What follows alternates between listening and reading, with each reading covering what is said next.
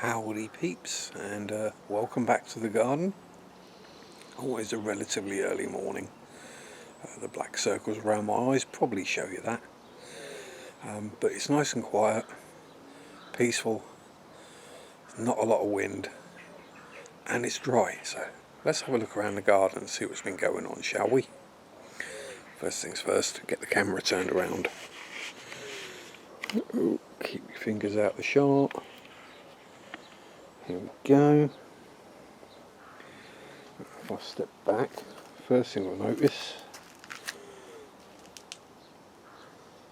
yes, I've got all the bark is finished. That's all done down and in. Now I'll take a wander. So the Pittosporum Tom Thumb, as I just remembered what it's called. I'm not so Tom Thumb anymore, but there we go.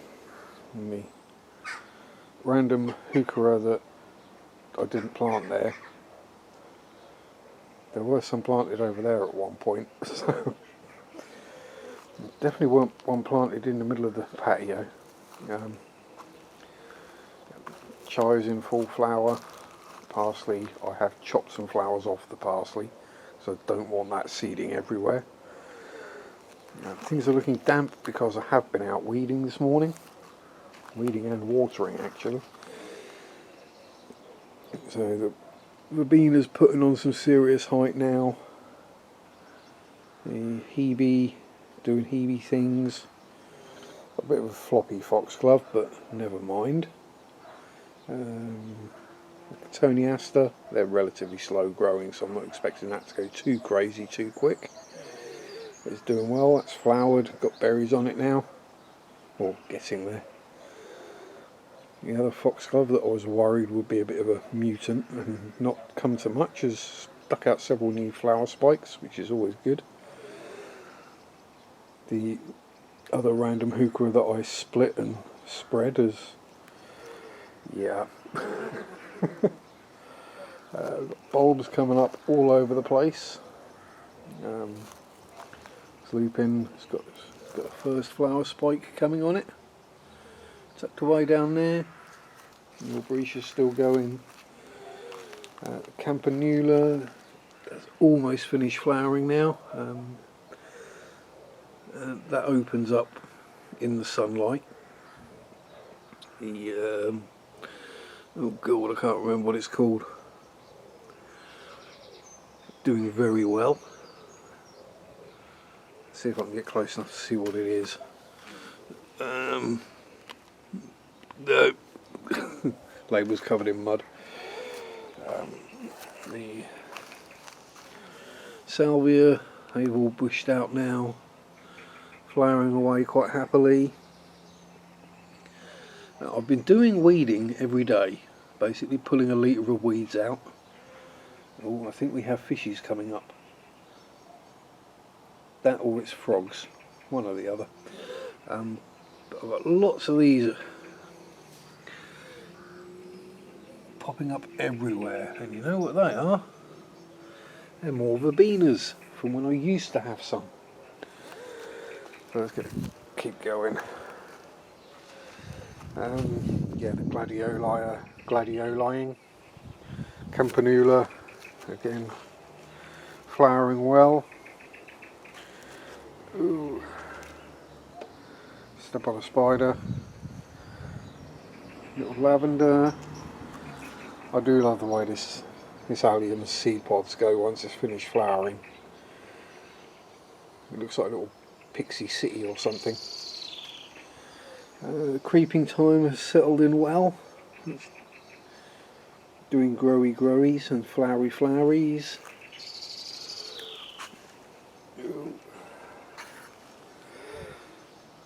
The normal time in its tub. Make my way around the corner. Oh yeah, what was that? Physostegia, that's what it is. Doing well. Petunias are filling out nicely. And and I was in QD the other day, and they had some stuff going reduced, so I got an Achillea, otherwise known as a yarrow, at 75p. A leucanthemum, also over 75p. Matty brown hebe, doing hebe things. Still not figured out what that is. Wondering if it might be a deadly nightshade. Wouldn't surprise me because I've had them in the garden before. The mint. There's a few baby foxgloves in it. We have our garden guardian. If you've not seen him before,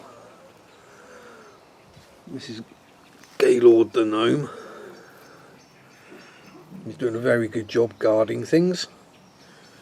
He actually seems to have scared off a couple of the local neighbourhood cats as well.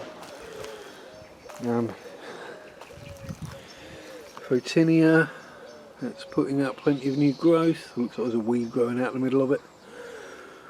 As you can see, these are more verbenas and stuff's coming up. Lots more bulby things. Both the cordyline, that's it, they're doing well, and some of the bulbs are even starting to flower now. So we have the oxalis, which have got the pretty pink flowers on them, which are the ones, these are the iron cross apparently flavour, otherwise known as a lucky clover. Oh, see that move down there? That'd be a frog. There'll be a froggy down there. Should we see if we can spot him? Where you at, froggy? Oh, there you go. Somewhere, I think down there. You might just be able to see. Froggily. Yeah, we also have the Acidantheras, I believe. He says, hoping he's got it in shot because you can't actually see what he's looking at. The white one, anyway. Yep, everything's just gone nuts. Nettles coming through, the phloxes are virtually buried by the bulbs at the moment, but that's okay. They'll hang about, and as the bulbs die back, they'll still be there. The little mini alliums, members of the onion family. I still can't remember what these things are called, but they're getting real big. Dutch iris is over there as well. More Acidantheras. If you watched all these videos, you'll remember how small that saxifrage was when I put it in. It was a tiny little pot. Yep.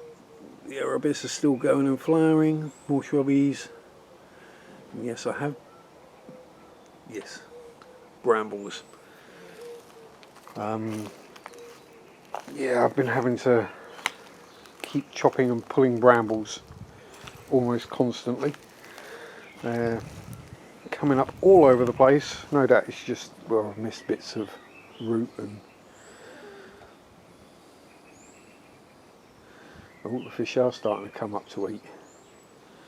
Let's see if I can actually see what I'm looking at. Let's see. This... Oh, no, gone again.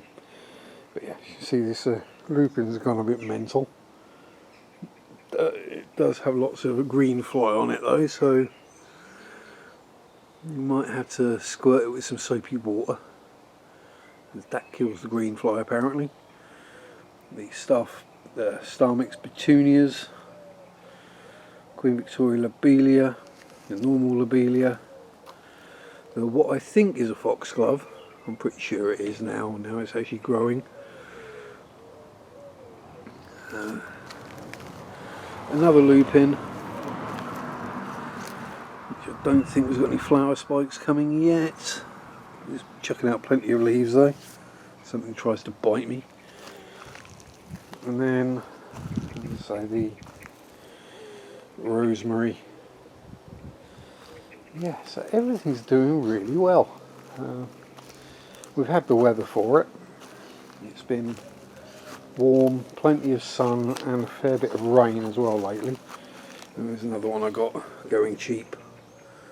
A heuchera. Another one. Yes, I do like heucheras. Well, slugs and snails tend not to eat them because of the hairy stems. And they like shade, so perfect for shady corners. And yeah, $1.49 I couldn't say no, and they're normally anywhere between £5 and £10 for those. Yeah, let's see if we can spot any fishies coming up for foodies. The pond is doing rather well lately. And so oh, there's definitely someone coming up over there. There's someone being very sneaky. No, that is a feather. Yeah. Yeah, so basically inundated with frogs and froglets. The goldfish have been doing the breedies because we've got several young ones in there now that I've seen. Different colours and patterns and all sorts. Yeah. I was hoping that Watson or Baldrick would, or even Lucky would come up and have a feed. We can stand here probably till the cows come home, and they won't. I'm pretty sure that's baby fish coming up trying to eat. Probably fry. Let's see if we can get closer without sending too many vibrations or putting a shadow on the water. Because fish, as we know, are sensitive to vibrations and also to shadows. If you suddenly skyline yourself, as it's known in fishing terms, they will absolutely be able to see you. Because in nature, shadows tend not to move too much. They kind of get to know what should be there. Oh. Yeah. Oh, here comes, there's Lucky. Hopefully I've got that on camera.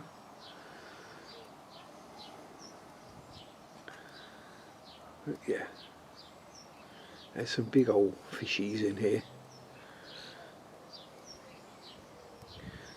There he is again.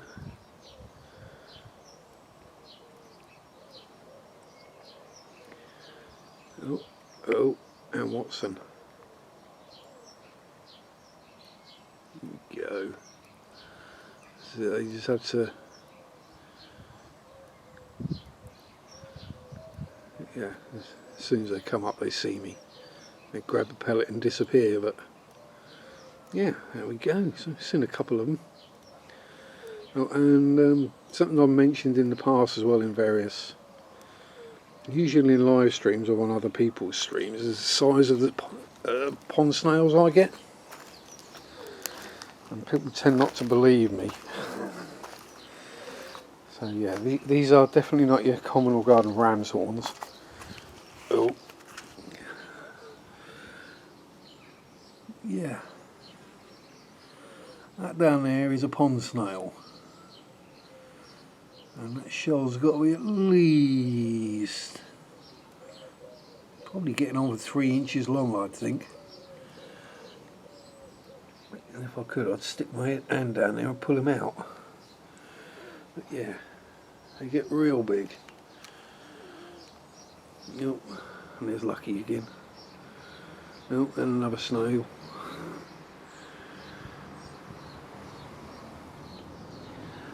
But yeah, so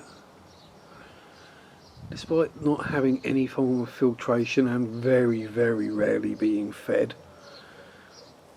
They literally only get fed for the purposes of filming a video to see if they'll actually put their heads up. If I notice them out and about later on today, oh, there's another big old snail. It's on the power cable. Yeah, I left the pump in there because even though it's turned off, it doesn't hurt to be in there. But anyway, yeah, so that's how the garden's doing. And I've got to say, I'm happy with it. Obviously, you know, things have still got to grow in. Next year should be bigger and healthier and fill out more. Well, apart from the petunias and the arabis, but the rest of it is all perennials or biennials, so it should come back every year. And if not, it should set seed as well. But yeah, so there we go. That's what's happening out here. As I say, every day I'm coming out, usually very early in the morning, and pulling some weeds, doing some watering before it gets hot or too noisy, and yeah, so there we go. Hope you'll agree it's a marked improvement from how it was when I started, and well, this is about as far out into the garden as I'd have been able to stand. Actually, no, it's not. Go back to about here is about as far out as would have been able to get when I started clearing it. But yeah, there we go. Let's spin this thing back around. Yeah, so thanks for watching. I hope you've enjoyed, and I hope you've maybe seen that it is possible. Someone with literally no gardening skill can produce a garden. It's pretty simple stuff. Just, you know, plant-wise, it's a case of understanding where it's going to go. Is it sunny, dry, shady, well draining, boggy, and choosing plants. And they all have labels on them, and they say what they like. So as long as you put those two things together, they do well. It's like living in a hard water area and keeping African cichlids. Anyway, been rambling on for plenty long enough.